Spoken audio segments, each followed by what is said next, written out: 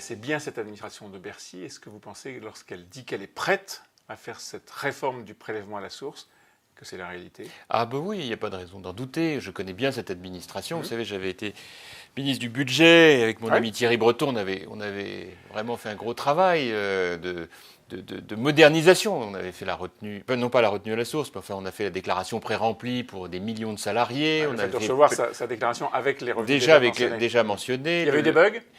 Oui, il y a eu quelques bugs, bien sûr, mais enfin, ça n'a pas empêché le mouvement de modernisation, comme d'ailleurs le paiement par Internet qui est aujourd'hui en progression considérable. Donc, en réalité, ce qui ressort de tout cela, c'est que c'est une réforme très importante, qu'elle est faite dans tous les grands pays occidentaux, sur des bases différentes. Sur des bases différentes. Certes. On ne taxe pas le foyer, on taxe chaque individu. Donc c'est une très grosse nuance. Non, mais certes, mais ça c'est parce que le système de l'impôt sur le revenu en France est ce qu'il est. Mais pour autant, qu'il n'est pas compatible avec le prélèvement à la source. Mais ne dites pas qu'il n'est pas compatible. La meilleure preuve, la meilleure preuve, c'est qu'on l'a testé et que l'idée, c'est d'alléger les conditions dans lesquelles aujourd'hui est déclaré l'impôt, payer l'impôt, parce que ça coûte trop cher aux contribuables et que c'est pas une bonne idée. Des bugs, il y en a avec la facture d'électricité, il y en a dans la vie tout court. Ça se corrige. Ce que je veux simplement vous dire, c'est que cet argument-là me paraît être plutôt un alibi pour justifier d'une décision de reculade politique que, pour ma part, je regretterais de la part d'une majorité, d'un président qui veulent incarner